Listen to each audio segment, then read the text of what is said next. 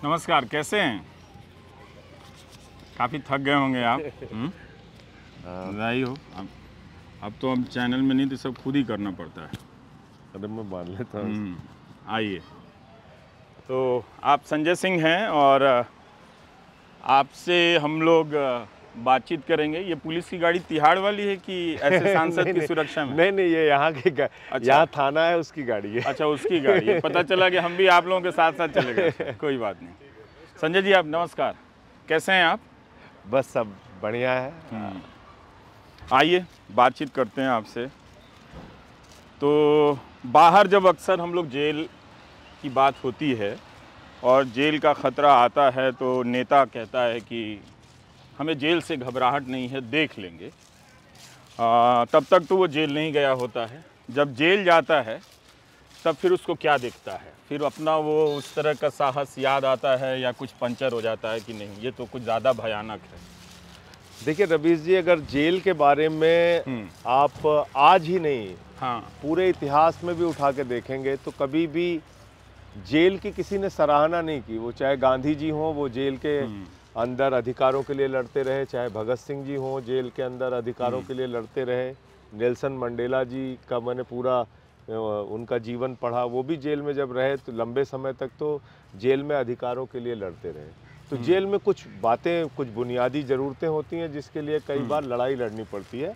लेकिन ये मैं ज़रूर कहूँगा कि पहले जिस तरह की जेलें थीं या जेल को लेके जो धारणा है लोगों के मन में कि वो चेकदार कुर्ता और पैजामा पहना के और टोपी, पत्थर तोड़ते रहते हैं, वैसा नहीं है।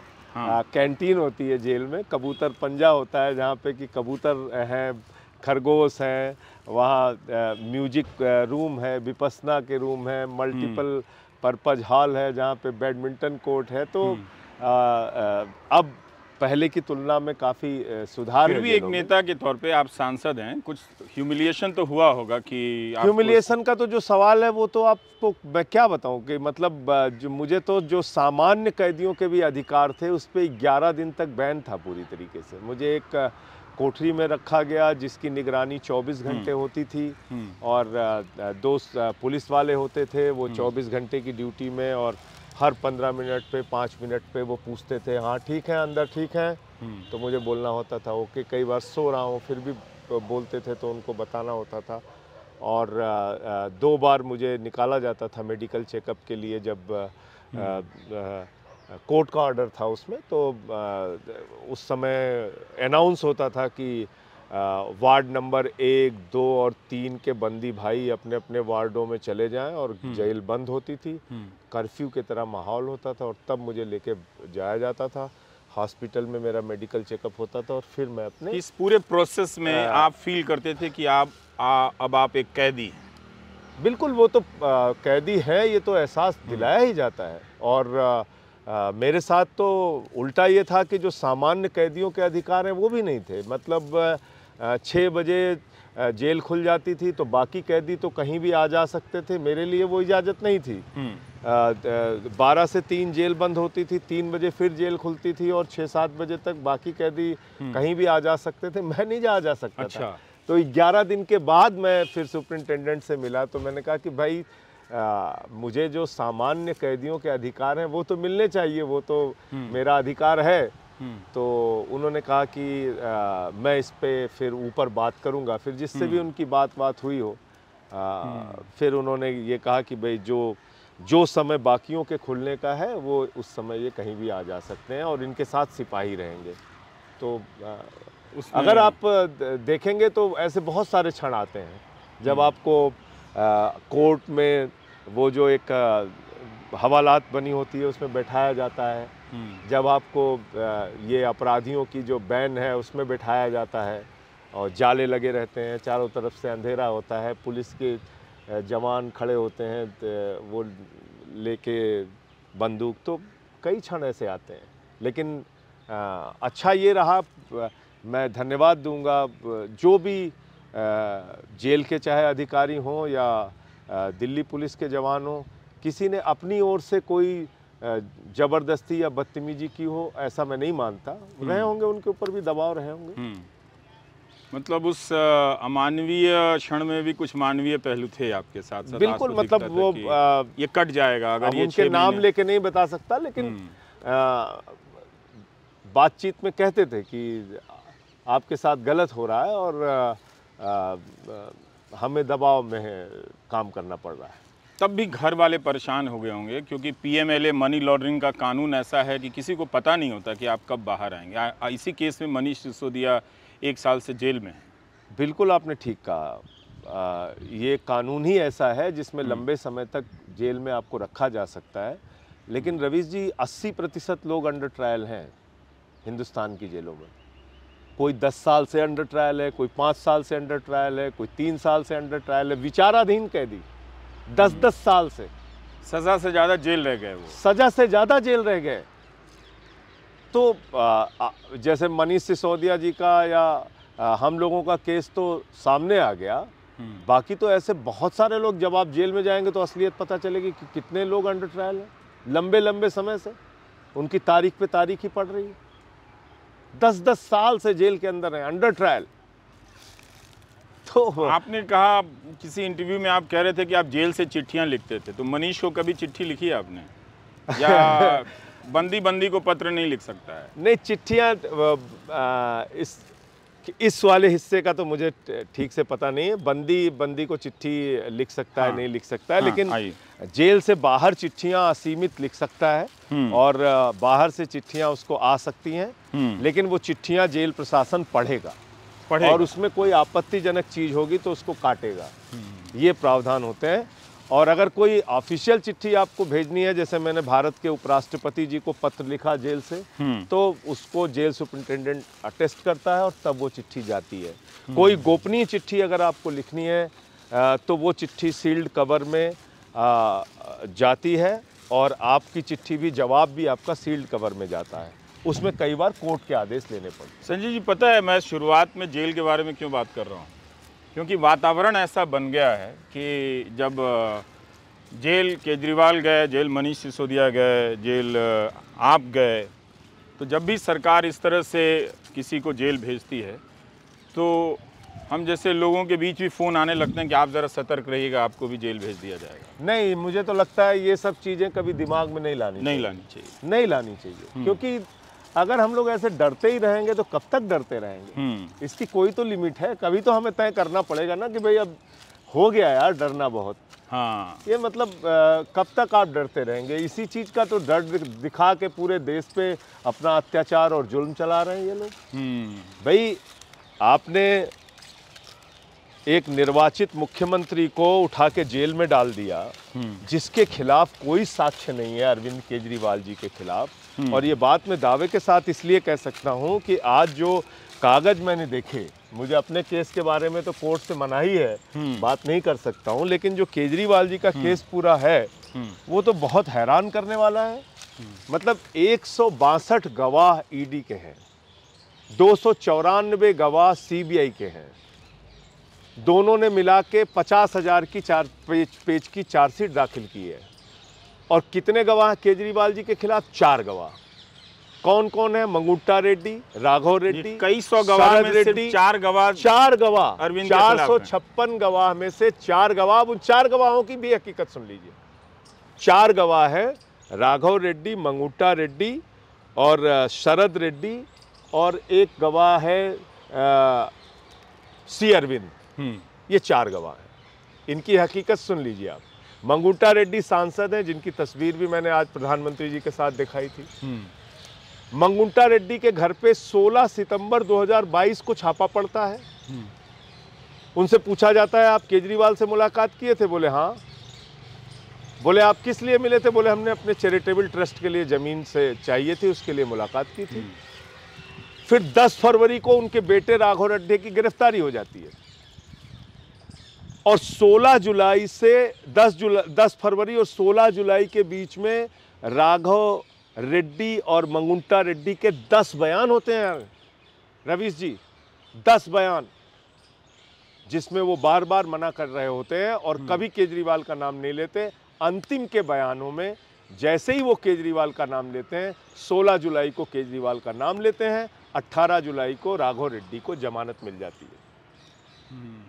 तो ये सब संयोग नहीं है, आप कह रहे हैं? ये संयोग नहीं है। और इससे भी ज्यादा बड़ी बात क्या है, इससे भी ज्यादा बड़ी बात जो आपके दर्शकों को जानना और इस देश के लोगों को जानना जरूरी है कि इसमें से पहले के सारे बयान छिपा लिए जाते हैं। आपको पता नहीं था? हमें तो पता ही नहीं था। छिपाने का हमें मतलब तो ये कह छोड़िए। रहे हैं हाँ। कि आप अरविंद केजरीवाल के वकील को पता ही नहीं था कि इस तरह के बयान में उनका नाम नहीं लिया गया है। आप रवीश जी हमारी बात और वकील की बात तो छोड़ दीजिए, अरविंद केजरीवाल जी की और वकील की बात तो दूर की है, कोर्ट को नहीं पता था। कोर्ट को पता नहीं कोर्ट था? को भी नहीं पता था। तो कोर्ट ने कहा नहीं कि ये हमसे क्यों छिपाया गया? अब आ रहे हैं इस बात पे। जब चार्जशीट दाखिल हुई तो उन्होंने लिखा ये अनरिलाइड अपॉन डॉक्यूमेंट और ये रिलाइड अपॉन डॉक्यूमेंट, यानी वो कागजात जिस पे भरोसा नहीं है और वो कागजात जिस पे भरोसा है। तो किस पे भरोसा है? जिसमें नाम लिया। जिसमें नाम लिया। तो 10 बयान में से 2 बयान पे आपको भरोसा है, 8 बयान पे भरोसा नहीं है। फिर एक 207 में कार्रवाई होती है। हमारे वकील ने अभी कुछ दिनों पहले कोर्ट में एप्लीकेशन दी कि भाई ये तो ठीक नहीं है। भाई कोई ईडी का दफ्तर, कोई म्यूजियम तो है नहीं कि आपने वहां कागज इकट्ठा कर लिया, सजाने के लिए रखा है। ईडी का दफ्तर है, जांच के जो कागजात हैं वो आप इकट्ठा कर रहे हैं किसी के भी खिलाफ, उसको दोषी साबित करने के लिए ना। और दोषी कहां साबित होगा? वो अदालत में। तो कागज आपको कहां रखना चाहिए? अदालत में। आपने उसको वहां छिपा के रखा है। कोर्ट ने कहा नहीं, आप इनको जांच कराइए। वकीलों को आरोपी का अधिकार है, उसके संबंध में जो भी आपने कागजात और दस्तावेज इकट्ठा किए हैं वो उनके वकीलों को दिखाइए। तब जाकर आपके वकीलों को पता अभी चला? कुछ दिनों पहले सर हमारे वकीलों ने जाके देखा, केजरीवाल जी के वकीलों ने जाके देखा कि क्या क्या बयान मंगुंटा रेड्डी और राघव रेड्डी ने दिया है पहले और बाद में, और किस दिन उसको बेल मिली। ये हो गए ये 2 पात्र। अब आ जाते हैं तीसरे पात्र पे, शरद रेड्डी, जिसको खुद ईडी ने किंग पिन बताया। ईडी ने कहा ये किंग पिन है, यही मुख्य घोटालेबाज है। तो उसकी गिरफ्तारी कब होती है? 9 नवंबर को उसके घर पे छापा मार दिया 2022 में। 10 उससे पूछताछ की, उसने केजरीवाल का नाम नहीं लिया। 10 नवंबर को उसकी गिरफ्तारी हो जाती है। और जैसे ही उसकी गिरफ्तारी होती है उसके बाद 10 नवंबर से लेकर 25 अप्रैल तक की तारीखें बहुत महत्वपूर्ण है। 10 नवंबर को किंग पिन ईडी के हिसाब से, जांच एजेंसी के हिसाब से जो किंग पिन है वो 15 नवंबर को 5 करोड़ की पेशगी और नजराने की रिश्वत इलेक्टोरल घोटाले के रूप में बीजेपी को दे रहा है। और अपनी गिरफ्तारी के दौरान और उसके बाद 55 करोड़ रुपए उसने दिए। तो शराब घोटाला तो बीजेपी ने किया है, ये बीजेपी का शराब घोटाला है। पर वित्त मंत्री कह रही हैं कि किसी ने इलेक्टोरल बॉन्ड खरीदा, ये साबित नहीं है कि वो रिश्वत के बदले है या रिश्वत के रूप में है। अब रवीश जी, ये तो कोई भी सामान्य आदमी भी समझ सकता है कि एक आरोपी जो ईडी के कब्जे में है, जिसको ईडी किंग पिन बता रही है, और अपने गिरफ्तारी के 5 दिन के बाद वो 5 करोड़ की पहली पेशगी देता है, फिर अलग अलग किस्तों में 55 करोड़ रुपए देता है। क्या उसके खाते नहीं सीज होने चाहिए थे रवीश जी?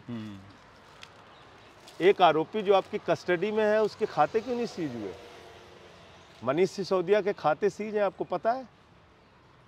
उनका सारा बैंक अकाउंट फ्रीज है। उनके कुछ बैंक अकाउंट छोड़ के कुछ बैंक अकाउंट उन्होंने फ्रीज किया।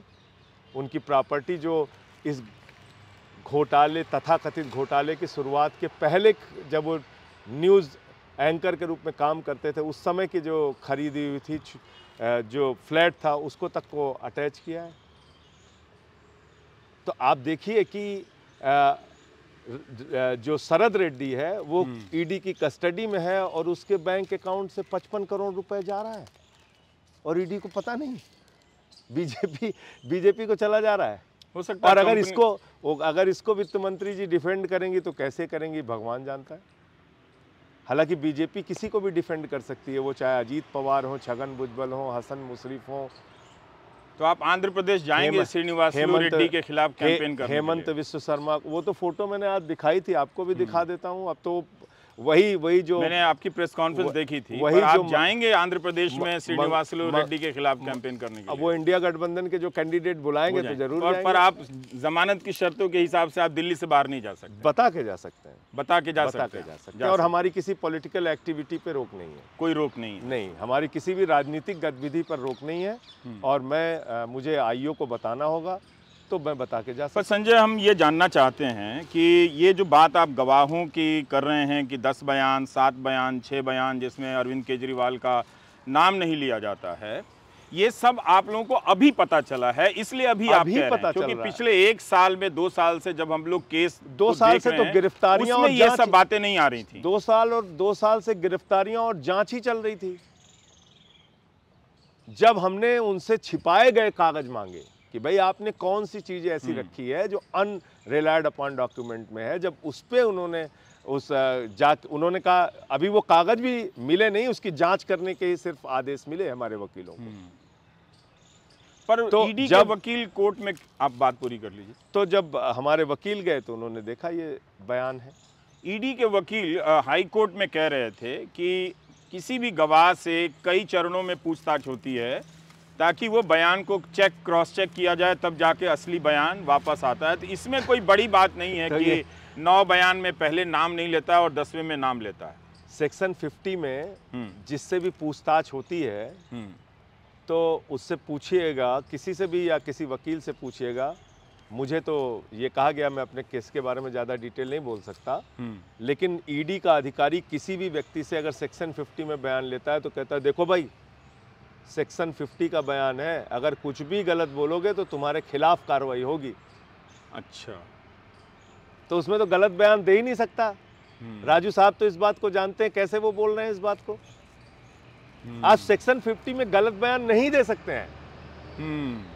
तो ये पहलू है इसका कि जो आप कह रहे हैं कि 9 बयान में या 6 बयान में वो नाम नहीं लेता है। सेक्शन 50 कहता है कि आप कोई भी बयान दे गलत नहीं बोल सकते। आप अगर आप गलत बयान देंगे सेक्शन 50 में तो आपके खिलाफ कार्रवाई होगी। लेकिन वो आदमी अप्रूवर बन जाता है, एक तरह से माफी मिल जाती है उसको। वो अप्रूवर बन जाता है, उसको बेल मिल जाती है और वो चुनाव प्रचार कर रहा है अपने पिता के साथ लगा के फोटो बाकायदा। ये सारे लोग आप लोगों के आसपास कैसे आ गए? ये मंगुंटा रेड्डी जो है ये बाकायदा जो है फोटो लगा के मोदी जी की प्रचार कर रहा है, वोट मांग रहा है 2024 के। पर ये सारे लोग आपके आसपास कैसे आ गए? तेलंगाना का कोई सांसद है, वो मुख्यमंत्री केजरीवाल के पास टाइम लेके आ गया।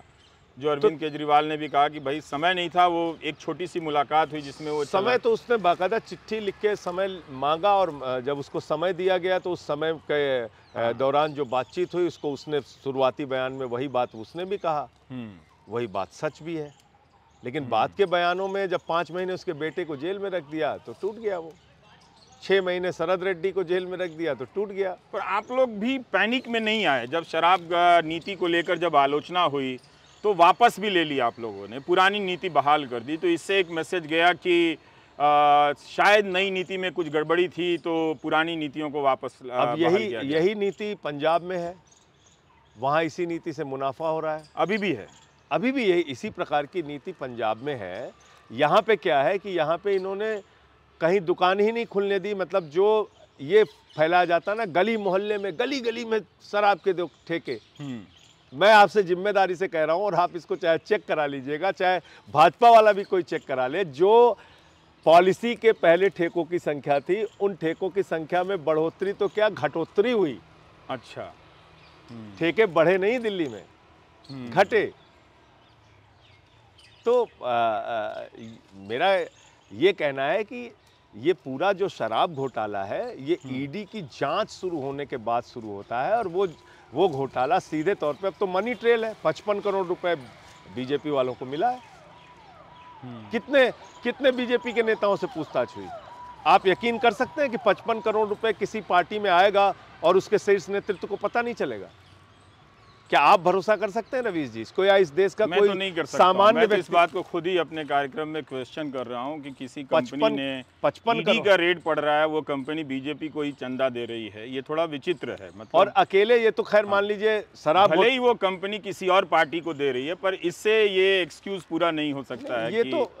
ये तो सीक्वेंस है ना पूरा रवि जी। 3.8 लाख करोड़ के ठेके उन कंपनियों को मिले जिन्होंने बीजेपी को चंदा दिया। ये तो सर्वविदित सत्य है आज की तारीख में कि जिन पे ईडी और सीबीआई के छापे चले उन्होंने बीजेपी को चंदा दिया। ये तो अब ओपन हो चुका है ना, अब इसमें कोई बहस की तो गुंजाइश नहीं बची। और उसके लिए तो धन्यवाद देना पड़ेगा देश के मुख्य न्यायाधीश को कि उनके आदेश के बाद, 5 जजों के आदेश के बाद ये पूरा इलेक्टोरल बॉन्ड का घोटाला सामने आया। तो नहीं तो आप लोग भी अंधेरे में रहते, आपके पास भी तर्क नहीं थे इसको काउंटर करने के लिए? नहीं थे, तब हम कहते कि जांच हो रही है, या आज हम नहीं बोल पाते आपके सामने, या जो ये अभी जो बयान छिपाया था, अगर हमारे हाँ जो गवाहों के बयान छिपे हुए थे, ये बयान आप जेल से बाहर आए तो आप बहुत तैयार स्पीच के साथ भाषण दे रहे थे, तो लिख कर लाए थे क्या वहाँ? एकदम, मैं तो कभी लिख के भाषण देता ही नहीं, आप जानते ही हैं। कभी कोई पॉइंट वैसे लिख लिया तो गुस्से में गरज रहे थे आप। जब मैं जेल से निकला तो ये आप कह सकते हैं कि 6 महीने की वो जो जेल की यात्रा रही, उस दौरान हर दिन कुछ ना कुछ सोचता रहता था।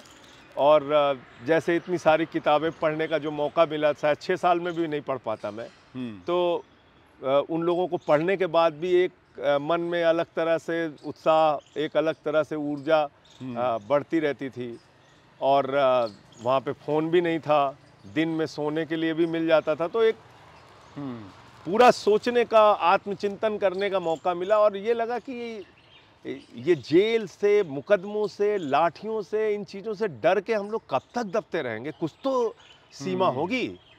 और अगर ऐसे ही हम लोग डरते रहेंगे तो ये तो पूरे देश की सरकारों को ही ख़त्म कर देंगे विपक्ष के। तो मैंने ये सोच ही लिया था, अंदर ही सोच लिया था कि निकलने का जब भी मौका मिलेगा 4 गुना ज़्यादा मजबूती से प्रहार करेंगे और इनकी सच्चाई को सामने लाएंगे। और जिस दिन मैंने जेल से बाहर कदम रखा, मैंने पलट के उस गेट को देखा, फिर आसमान को देखा, और फिर 300 कदम जो तय किया बाहर आने तक में, उस दौरान मैंने सोच लिया कि अब निकल के पहला काम यही करना है। क्योंकि ये हम बता दें कि ये छोटा ट्रैक्टर है और ये नॉर्थ एवेन्यू है, सांसदों के घर का इलाका है, राष्ट्रपति भवन है, तो यहाँ घास की कटाई और पत्तों की सफाई छटाई चलते रहती है, तो उसी की आवाज़ है जी।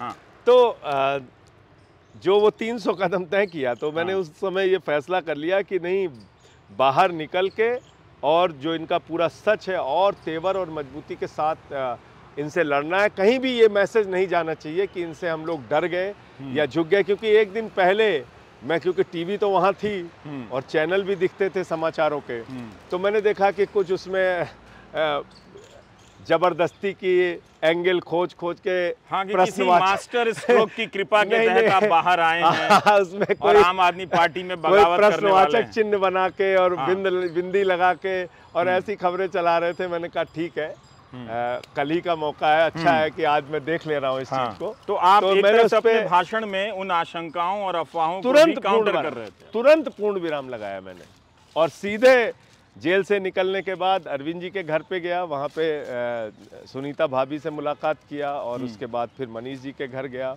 पार्टी ऑफिस आया। तो सारी चीज़ें जो थी उसको सामने रखा। और ये हकीकत है कि संजय, आपको थोड़ा तो कैसे एहसास हुआ होगा, इसको महसूस कर पाए होंगे कि ये सरकार कहाँ तक जा सकती है? बहुत बुरे हद तक जा सकती है, मतलब जिसकी आप कल्पना भी नहीं करेंगे वहाँ तक जा सकती है। बहुत बुरे हालात हैं, मतलब क्या बताएं आप। बहुत बुरा लग रहा था जब मैं टीवी में देख रहा था कि कैसे जो है अचानक 6:50 पे ये घोटाला सामने आता है और 7:14 पे ईडी पहुंच जाती है, और 2.5 घंटे की पूछताछ के बाद केजरीवाल जी को पकड़ के वैन में बिठा के और लेके चले गए। अंदर से लग रहा था कि आखिर ये हो क्या रहा है। देश की राजधानी दिल्ली में जो 3 बार के चुने हुए मुख्यमंत्री हैं, प्रचंड बहुमत से चुने हुए मुख्यमंत्री हैं, बिजली पे, शिक्षा पे, स्वास्थ्य पे, ये तो डाटा कहता है ना खुलेआम कि हमने कितना अच्छा काम दिल्ली के लिए किया। बावजूद इसके आप उसी सरकार के पीछे पड़े हुए हैं। 1 साल से मणिपुर जल रहा है, एक कारगिल के फौजी की पत्नी को निवस्त करके घुमाया गया, उसको मुख्यमंत्री को आप कंधे पे बिठा के माला पहना के घूम रहे हैं। मणिपुर में इस्तीफा नहीं चाहिए। हमारी पहलवान बेटियों को घसीट घसीट के पीटा गया, उनको न्याय नहीं चाहिए। देश के गृह राज्य मंत्री का बेटा किसानों को कुचलते हुए पूरे देश ने देखा, वो देश के गृह राज्य मंत्री रहेंगे। और केजरीवाल को फर्जी मामले में गिरफ्तार करो और उनको तुरंत इस्तीफा दे देना चाहिए। पर यही तो कहा जा रहा है कि आप लोग भी मांग करते थे कि जब इस आरोप लगते थे तो इस्तीफा दे दीजिए, तो आपको भी देना चाहिए जब आरोप लगे तो ये तो एक आरोप तो हमेशा ही फर्जी होते हैं और असली भी हो सकते हैं। उस समय हमें नहीं पता था कि एक अरविंद केजरीवाल जी को गिरफ्तार करने के लिए ऐसी साजिश करके केस बनाने वाली सरकार आएगी। पहले एक मुख्यमंत्री को किया, फिर दूसरे मुख्यमंत्री को किया, कल को भगवंत मान को कर लेंगे फर्जी मुकदमा करके, ममता बनर्जी को, सिद्धारमैया को, रेवंत रेड्डी को और स्टालिन को, विजयन को, ये तो सबको पकड़ के अंदर कर देंगे। 2 फर्जी मुकदमा ही तो लिखना है रवि जी, और क्या करना है, अरेस्ट करके जेल। और देखिए ये जो बात है कि भाई कानून सबके लिए बराबर है, ठीक है, तो फिर कानून तो प्रधानमंत्री जी के लिए भी बराबर है। तो 4 दरोगा पहुंच के पंजाब से उनसे पूछताछ करने लगेगा। तो इसलिए मैं समझता हूं कि पर क्या हेमंत सोरेन ने गलत किया इस्तीफा देके? मैं समझता हूं कि आज के समय की जो चुनौतियां हैं, हो सकता है उसका अंदाज़ा उनको नहीं लग पाया होगा, लेकिन आज की समय की जो चुनौतियां हैं, इस हिसाब से अगर हम लोग इस्तीफा देते रहेंगे तो इनके लिए रास्ता आसान होगा, इनका मन बढ़ेगा। इनको तो लगेगा ठीक है, ये तो अच्छा तरीका है, 4 फर्जी मुकदमा लिखो, गिरफ्तार करके जेल में डालो, और जब भाई मुख्यमंत्री जेल में चला गया तो पार्टी तोड़ने में आसानी। तो हेमंत सोरेन को भी जेल जाना चाहिए था बिना इस्तीफा दिए हुए? जाना चाहिए था, और आगे भी अगर ये लोग करते हैं तो मैं तो ये कहूँगा कि नहीं देना चाहिए, लड़ना चाहिए इनसे। तो फिर मनीष सिसोदिया ने क्यों इस्तीफा दिया? अब ये बढ़िया सवाल आपने पूछा। देखिए क्या है कि आज की तारीख में मुख्यमंत्री के तौर पे सरकारी विभागों को मॉनिटर करना, देखना, ये केजरीवाल जी शुरू से करते रहे, लेकिन विभाग मुख्यमंत्री के पास, चाहे वो स्वास्थ्य का हो, शिक्षा का हो, कोई विभाग उनके पास नहीं है। मनीष सिसोदिया जी के पास एक व्यवहारिक, उस समय जो कई सारे विभाग थे, और आतिशी जी चूँकि उनके साथ काम की हुई थी, उनको अनुभव भी था और उस काम को आगे अच्छा बढ़ा रही हैं। तो ये अरविंद जी के केस में मैं समझता हूं कि जो उनके दिशा निर्देश पर मंत्रियों के काम करने का जो सिलसिला है वो नहीं रुकेगा। वो नहीं रुकेगा, और ज़रूरत नहीं है इसलिए कि उनके पास पोर्टफोलियो नहीं है। और दूसरी चीज़ मैं और भी आगे बढ़ के अगर कहूँ तो इसी जेल में सुब्रतो राय सहारा को इंटरनेट, फ़ोन, ऑफिस, मीटिंग करने का अधिकार और मीटिंग करने वालों की गाड़ियां अंदर जाने का, यहाँ तक का अधिकार कोर्ट से ऑर्डर मिला था। कोर्ट से ऑर्डर मिला था। चंद्रा ब्रदर्स के मामले में भी ऐसा ही था कि उनको भी ऑफिस का इंतजाम मिला था। तो हमेशा तो जेल में रहेंगे नहीं केजरीवाल जी, बेल से बाहर भी आएंगे, जब तक वो हैं ये सुविधा भी उनको दी जा सकती है मीटिंग करने की। और क्या आपको लगने लगा है कि जिस तरह से आप 6 महीने रहे, मनीष सिसोदिया 1 साल रहे, उनका भी टर्म जेल में लंबा हो सकता है? मुझे अब ऐसा नहीं लगता, क्योंकि बहुत सारा सच सामने आ रहा है और बहुत सारे कागजात, ये जो मैंने आपको बताया 207 की कार्रवाई के तहत जांच करने का जो अधिकार है, उसके तहत बहुत सारे सच सामने आ रहे हैं और माननीय न्यायालय को इसका संज्ञान लेना चाहिए। पर बार बार ये बात आ रही थी कि क्या आम आदमी पार्टी इस पूरे संकट में किस तरह की नैतिकता, फोटो बाद में खिंचा लेंगे, नमस्ते, अभी इंटरव्यू चल रहा है, तो किस तरह की नैतिकता कायम करना चाहती है? और सवाल वहीं लौट कर आता है कि केजरीवाल को इस्तीफा देना चाहिए था। देखिए, नैतिकता का आज सवाल कहाँ है रवीश जी, आप मुझे बताइए। देश का प्रधानमंत्री भोपाल की रैली में कहता है 70,000 करोड़ का घोटाला किया है अजीत पवार ने, और ठीक दूसरे दिन वो बीजेपी में शामिल हो जाता है और वित्त मंत्रालय उसके जिम्मे हो जाता है और केसों से बरी होना शुरू हो जाता है। दाऊद इब्राहिम से प्रफुल्ल पटेल के रिश्ते जोड़ रहे थे लोग, इकबाल मिर्ची और पता नहीं क्या क्या। हसन मुशर्रफ बहुत बड़ा 100 करोड़ का घोटालेबाज था, चीनी मिल का घोटालेबाज। 800 करोड़ का महाराष्ट्र सदन का घोटाला लगा रहे थे छगन भुजबल पे। जमीनों के घोटाले का आरोप लगा रहे थे राणे के ऊपर। जनार्दन रेड्डी पे तो माइनिंग के हजारों करोड़ के घोटाले के आरोप। वाटर घोटाले का आरोप हेमंत विश्व शर्मा पे, शुभेंदु अधिकारी और मुकुल राय पे शारदा नारदा स्कैम। तो मोदी जी तो भ्रष्टाचारियों को गले लगा रहे हैं। और मैंने तो नारा दिया है बीजेपी वालों के लिए कि जो जितना बड़ा भ्रष्टाचारी वो उतना बड़ा पदाधिकारी। ये आप लिख रहे थे क्या जेल में? हाँ, सब बना भी रहे थे, क्योंकि अब और ये सबसे ज़्यादा दुख की बात तो बीजेपी कार्यकर्ताओं के लिए है। वो बेचारे नारा लगाते घूमते रहते हैं आदर्श घोटाला, पता चला वो बीजेपी में शामिल हो गया। कभी ऐसा संयोग हुआ कि आप मनीष सिसोदिया या सत्येंद्र जैन कोर्ट के प्रोसेस में या किसी और प्रोसेस में एक दूसरे को क्रॉस कर रहे हैं? नहीं, कोर्ट के प्रोसेस में जब भी मनीष जी आते हैं तो वहाँ पे मुलाकात होती है। जब कटघरे में हम दोनों लोग साथ ही खड़े होते हैं तो कई बार ऐसा मौका आता है कि हाँ, आप दोनों साथ में होते हाँ, हैं। बस उसी समय जब कोर्ट की कार्रवाई होती है उसी समय मिलते हैं। तो आपको लगता है कि आप मनीष के केस पे तो बात कर सकते हैं ना? हाँ हाँ, बिल्कुल, कि मनीष जी के, अरविंद जी के और बाकी भी जो ये लोग हैं इस पे बात कर सकते हैं, कोई दिक्कत नहीं है। हमें अपने केस पे कुछ नहीं बोलना, बस। आप अपने केस पे नहीं बोल सकते, पर उनके केस में भी तो यही सब आरोप होगा जो आप पर लगा है कि जो आपके केस में कोर्ट ने कहा था, ये तो मीडिया में हमने भी रिपोर्ट किया है कि मनी ट्रेल कहाँ है और फिर जमानत मिलती है। तो मनी ट्रेल का सवाल तो अरविंद केजरीवाल के केस में भी है। मनी ट्रेल कहाँ है? कोई रुपया बरामद किया? 1 रुपया बरामद किया आपने? पर ईडी के वकील ने कहा पैसा खर्चा हो गया। इसका मतलब ही नहीं। मैं सुन लीजिए सर,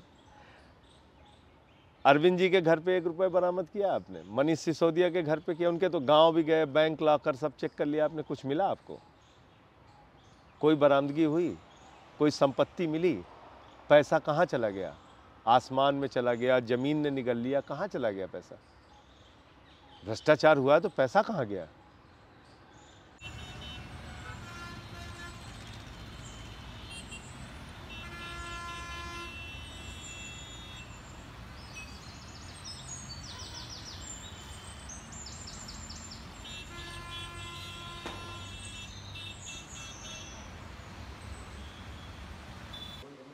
तो हम बाहर से भीतर इसलिए आ गए कि मधुमक्खियां हम दोनों पे मेहरबान हो गई। तो चलिए, कुछ तकलीफ जेल के बाहर भी होनी चाहिए।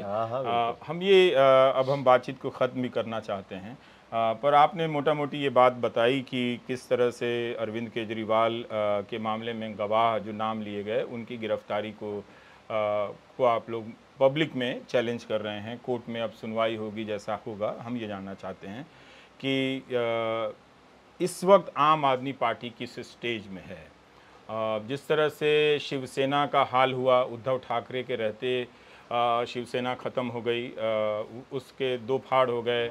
शरद पवार जैसे इतने अनुभवी नेता के रहते हुए भी एनसीपी के 2 फाड़ हो गए, सिंबल चला गया। क्या आप अपनी पार्टी के लिए इस तरह का संकट देख रहे हैं? क्योंकि आपके मुख्यमंत्री जेल में हैं, 2 सीनियर मिनिस्टर जेल में हैं, आप भी जेल में रह के 6 महीने तक आए हैं। अब पता नहीं अब कौन और मिनिस्टर जेल में जा सकता है। देखिए, संकट से तो बिल्कुल इनकार नहीं किया जा सकता, लेकिन मैं ये कह रहा हूँ कि इसके लिए अब आपको सोचना होगा कि आपको वो पटका पहन के इनके सामने इनके गुलाम की तरह इनके साथ शामिल हो जाना है या फिर डट के इनके खिलाफ आवाज़ उठानी है। ये तो आपको तय करना पड़ेगा। किस तरह के राजनीतिक व्यक्ति के रूप में आप अपने आप को चाहते हैं कि आपको याद किया जाए, क्योंकि देखिए ये इतिहास के पन्नों में कहीं ना कहीं दर्ज होगा। अगर आप झुक गए इनके आगे तो आपको एक कायर के रूप में याद किया जाएगा, और अगर आप बहादुरी से लड़ते रहे तो आपको बहादुर के रूप में। तो ये अब मैं तो सभी विपक्षी पार्टियों से कहना चाहता हूं कि थोड़ा हौसला रखिए। इतना ज़्यादा डरने की ज़रूरत नहीं है कि 4 मुकदमा हो गया तो आप तुरंत जो है मोदी जिंदाबाद करने लगे। इससे कोई फायदा नहीं। समस्या ये हो रही है कि उनके जो मेन लीडर हैं उनको उठा के जेल में बंद कर दिया जा रहा है। पीछे पार्टी को तोड़ना या फिर मैनिपुलेट करना आसान हो जा रहा है। मैं तो कह रहा हूँ ऊपर की लीडरशिप और नीचे की लीडरशिप दोनों को तैयार रहना चाहिए। दोनों को इस बात के लिए तैयार रहना चाहिए कि भाई अगर मान लीजिए एक परिस्थिति आपके सामने आई है तो उससे लड़िए आप। अच्छा, आप बीजेपी में शामिल हो जाएंगे तो आपका क्या भला हो जाएगा? आप जाके वहाँ पे आप पहली एविएशन बात मिनिस्टर बन सकते हैं नहीं, ज्योतिरादित्य की तरह। मैं ये कहता हूं 14 पूर्व मुख्यमंत्री गए वहां पे, तो आप एक पार्टी में थे तो वहां मुख्यमंत्री थे ना भाई। पूर्व मुख्यमंत्री के तौर पे गए तो आपको कहीं राज्यसभा पकड़ा दी गई, कहीं कुछ पकड़ा दिया गया। आप जैसे सिंधिया साहब की बात कर रहे हैं, तो वो तो मुख्यमंत्री की लड़ाई में थे ना मध्य प्रदेश में, कि आज नहीं तो कल वो मुख्यमंत्री कांग्रेस पार्टी में बन सकते हैं। उनके पिताजी रहे कांग्रेस में लंबे समय तक, रेल मंत्री रहे, वो कई मंत्री के पद पे, या जितने भी नेता गए। पर जब आप एक राज्य के मुख्यमंत्री ही बन गए एक पार्टी की तरफ से, कांग्रेस की तरफ से, उसके बाद आपको मतलब क्या और चाहिए उससे ज्यादा? फिर दोबारा उस पार्टी में रहोगे तो दोबारा जब भी वो सरकार आएगी तो हो सकता है तुम्हारे लिए मुख्यमंत्री बनने का चांस हो। पर जो माहौल तो मैं है, शामिल जो करके 10 साल पिछले 10 साल का रिकॉर्ड है, उससे देखकर आपसे जो कई विधायक अभी मिलने आए, तो मुझे भी देखकर लगा कि शायद इन्हीं में से कोई 2-4 फिर बदल के बीजेपी में चला जाएगा, पार्टी टूट जाएगी। क्योंकि ये टूटते हुए देखा गया, तृणमूल में भी गए हैं लोग, शिवसेना में भी गए हैं लोग। हाँ, तो जिन पे ईडी सीबीआई के छापे शुरू होते हैं वो अगर शामिल हो जाते हैं तो बंद हो जाते हैं। तपस राय का भी उदाहरण है। पर आप कह रहे हैं कि विपक्ष को डिमोरलाइज होने की जरूरत नहीं है। 2-4-6 महीने की जेल अगर आपको मिलती है तो लड़ने के लिए तैयार रहिए। कितना डरोगे भाई? हिटलर की भी तो सभा में एक आदमी की फोटो हम लोग देखते हैं ना, कि वो सबने हाथ उठाया, उसने हाथ नहीं उठाया ना, देखते हैं ना हम लोग। आज भी वही फोटो चलती है। जिन्होंने हाथ उठाया उनकी तो फोटो नहीं चलती ना। जो हिटलर के समर्थन में उसके आगे झुक के नमन करते हुए हाथ उठाते थे, उनकी फोटो नहीं चलती ना। उसी एक आदमी की चलती है जिसने हिटलर के आगे हाथ नहीं उठाया। जेल में आपने हिटलर से संबंधित किताबें पढ़ी? नहीं, हिटलर से संबंधित नहीं पढ़ी। नहीं पढ़ी। एक किताब मुझे भेटी, केवल लड़का वो खड़ा भी है, प्रिंस, हाँ। इसने भेजा था हिटलर की तानाशाही, लेकिन वो समय नहीं मिल पाया, मैं नहीं पढ़ पाया उस किताब को। तो किस तरह की किताबें थी? मतलब लोकतांत्रिक अधिकारों वाली किताबें? ज्यादातर वही थी, ज्यादातर आज़ादी के आंदोलन से जुड़ी हुई किताबें थी। जैसे नेल्सन मंडेला जी का पूरा इतिहास बहुत विस्तार से पढ़ने को मिला और बहुत प्रेरणा मिली उनसे, कि एक आदमी इतने लंबे समय तक जेल में रह के भी नहीं टूटा। उनके सामने भी बहुत समय ऐसे प्रस्ताव आए। तो आप ये तय करके बैठे थे कि आप नहीं टूटेंगे, चाहे 6 महीने चाहे 2 साल हो? कुछ भी नहीं, सवाल ही नहीं है, टूटने का तो प्रश्न ही नहीं है। रवीश जी, अपने घर वालों से मैं बात करता था, 15 मिनट हंसाता था। मेरे घर वालों को यह पूछने की इजाजत नहीं थी कि तुम कैसे हो, क्योंकि उसकी रिकॉर्डिंग होती थी। मैं नहीं चाहता था कि ये रिकॉर्डिंग अगर हमारे ऊपर बैठे हुए लोग देखें तो उनके मन में ये जाए कि संजय सिंह का मनोबल गिर रहा है या उनका परिवार टूट रहा है। मैं कहता था ये मत पूछो कि मैं कैसा हूं, ये पूछो कि जेल में लोग कैसे हैं। हमारे परिवार को ये भी पूछने की इजाजत नहीं थी, ये भी पूछने की इजाजत नहीं थी। तो परिवार ने भी बहुत सैक्रिफाइस किया, लड़ रहे हैं सब। मैंने तो उस जेल की यात्रा में जो किताब पढ़ी, शहीद आजम भगत सिंह पर, भगत सिंह और क्रांति का साक्ष्य, उसमें एक जिक्र है किताब में घटना का, कि भगवती चरण बोरा जी की शहादत हो जाती है जब वो बम का टेस्ट करने के लिए जाते हैं। दुर्गा भाभी के पति हैं वो, और उनकी 3 साल का छोटा बच्चा है सची। और दुर्गा भाभी को शहीद आजम भगत सिंह के साथ पत्नी बन के, उनकी वेश बदल के, वो एक अंग्रेज अफसर का कोट और उस तरह का वेश पहन के, और दुर्गा भाभी उनकी पत्नी बन के उस बच्चे के साथ उनको जाना है कलकत्ता, उनको छोड़ने के लिए, भगत सिंह जी को छोड़ने के लिए। इस बात की योजना बनती है। तो भगत सिंह भावुक हो जाते हैं, कहते हैं आपके पति नहीं है, उनकी तो शहादत हो चुकी है, और ये जो काम आप करने जा रही हैं दुर्गा भाभी, ये इसमें बहुत खतरा है, आपकी मृत्यु हो सकती है, और ये आपका जो छोटा बच्चा है ना, ये सची, इसकी भी मृत्यु हो सकती है। तो दुर्गा भाभी ने पलट के जवाब दिया कि भगत सिंह, तू भी तो किसी का बेटा है। ऐसे लोगों ने हिंदुस्तान के लिए लड़ाई लड़ी। पर उस हिंदुस्तान में प्रफुल्ल पटेल भी तो है ना? हाँ, तो है। तो प्रफुल्ल पटेल अपने रूप में याद किए जाएंगे, भगत सिंह सदियों सदियों तक याद किए जाएंगे। तो आप ये एक स्पष्टता से समझ गए हैं कि स्पष्टता से समझ गए हैं कि नहीं अगर टूटना आपको है। भाजपा के और मोदी के शासन में रहना है, जीना है, अपनी आवाज उठानी है, तो सबसे पहली शर्त है उसकी कि आप यातना झेलने के लिए तैयार रहिए। और आपको याद होगा मैंने कोर्ट के बाहर कहा था, मैं नरेंद्र मोदी की यातना का पैमाना चेक करना चाहता हूं, मैंने कहा था। पर अभी 2 महीने बाद जब मतदान हो जाएगा, अभी से उनके जीत की घोषणा कर दी गई है, मान लीजिए जीत हो जाती है, तब क्या आपको लगता है कि विपक्ष डिमोरलाइज हो जाएगा, या आपकी जो लड़ाई है उसकी ताकत खत्म हो जाएगी? पहली बात तो हौसला टूट जाएगा। पहली बात तो मुझे नहीं लगता कि ये जीत जाएंगे, क्योंकि ये झूठे नारे गढ़ने में बहुत माहिर हैं। और अगर ये जीत रहे होते हैं तो आप भी इतने दिन से इतने वरिष्ठ पत्रकार हैं, आपका बड़ा सम्मान है पूरे देश और समाज में। लोग ये समझते हैं इस बात को कि कोई आदमी अगर जीतता रहता है तो अपने विपक्षी को जेल में डालने की कार्रवाई, बैंक खातों को सीज करने की कार्रवाई, ऐसी कार्रवाई कोई नहीं करता। ये हताशा की कार्रवाई है। सैचुरेशन पॉइंट पे थी बीजेपी। फिर भी अगर जीत रही नहीं, है मैं तो आपको लगता है कि आप लोग लंबी लड़ाई लड़ पाएंगे?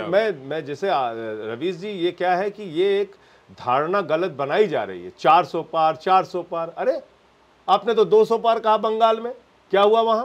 दिल्ली में आपने 45 पार कहा, 8 सीट आई। मेघालय में आपने 21 पार कहा, 1 सीट आई।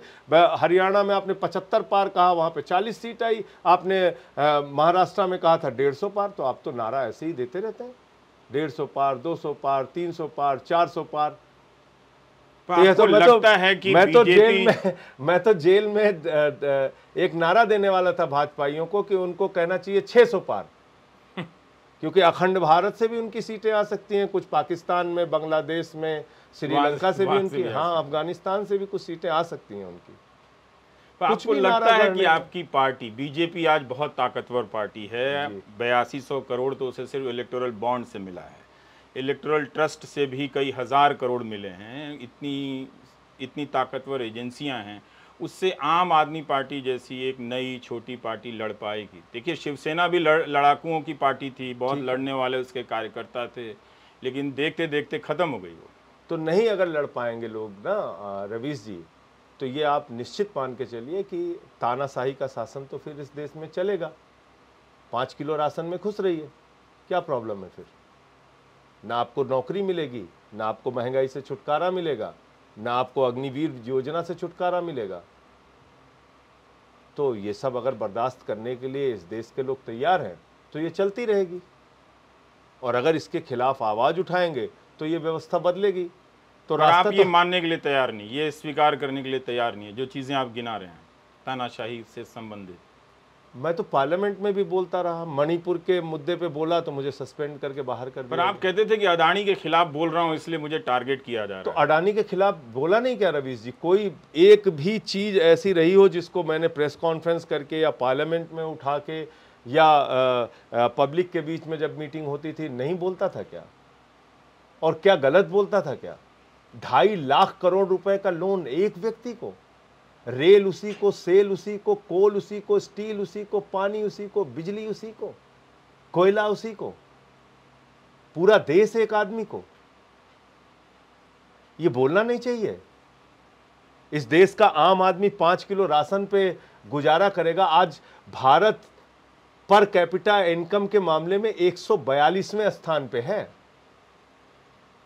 और कहते हैं 5वीं बड़ी अर्थव्यवस्था, पांचवी बड़ी अर्थव्यवस्था। अरे भैया, आप पहली बड़ी अर्थव्यवस्था बन जाइए, लेकिन उस अर्थव्यवस्था में हिस्सा किसका है? क्या आम आदमी के पर कैपिटा इनकम में आपने कोई सुधार किया? क्या उसकी आमदनी बढ़ी? आप 5वीं बड़ी अर्थव्यवस्था में चंद लोगों को चुन चुन के उनके नाम पूरा देश करते जा रहे हैं और बातें इतनी बड़ी बड़ी करते हैं। 82 करोड़ लोगों को 5 किलो राशन क्यों दे रहे हैं आप? अगर आप इतने शक्तिशाली आर्थिक रूप से आपने भारत को बना दिया है तो 82 करोड़ लोग इस देश में 5 किलो राशन पर जीने के लिए मजबूर क्यों हैं? और आपका मित्र जो है उसको तो आपने सब कुछ सौंप दिया भाई। रेल ले लो, सेल ले लो, कोल ले लो, बिजली ले लो, पानी ले लो। एक आखिरी सवाल है, आपकी पार्टी बनी रहेगी, टूटेगी नहीं? बनी रहेगी। और मैं सबसे अपने कार्यकर्ताओं से निवेदन करना चाहता हूं और ये कहना चाहता हूं कि हौसले से रहिए, ये सब तो चलता रहता है। आपको तय करना है भाई कि आपका नाम किस रूप में दर्ज किया जाएगा, ये आपके अपने हाथ में है। ये आप अपनी पार्टी के बाकी लोगों को भी बोल रहे हैं, ये आपके अपने हाथ में है। तात्कालिक रूप से तो थोड़ी बहुत फायदा आपको हो सकता है, मैं मानता हूं, कभी आप मंत्री बन जाए, कभी आप कोई और सुविधा आपको मिल जाए, ये सब तात्कालिक रूप का फायदा तो हो सकता है। लेकिन जब आपके बच्चे जाएंगे लोगों के बीच में, या 50 साल के बाद भी याद किया जाएगा, तो याद किया जाएगा कि इसका बाप गद्दार था, कायर था या बहादुर था। आपने अपने बच्चों को अच्छी लेगेसी दी। कोई पट्टा लिखा के तो आया नहीं इस धरती पे कि हमेशा हम ही को रहना है। एक ना एक दिन तो हर आदमी को जाना है। उसकी पूंजी क्या रहती है? तो संजय सिंह ये चाहते हैं कि वो हमेशा इसी तरह याद किए जाएं कि वो मोदी दौर में लड़ने वाले सांसद। हाँ बिल्कुल, मैं इसी तरह से, मैं एकदम सोचता हूँ, इसको दिल से सोचता हूँ कि मुझे इसी तरह से याद किया जाए कि मैं बहादुरी के साथ इनके अत्याचार के खिलाफ लड़ता रहा। संजय सिंह, और हमारी पार्टी को भी इसी तरह से याद किया जाए। बहुत बहुत शुक्रिया, धन्यवाद।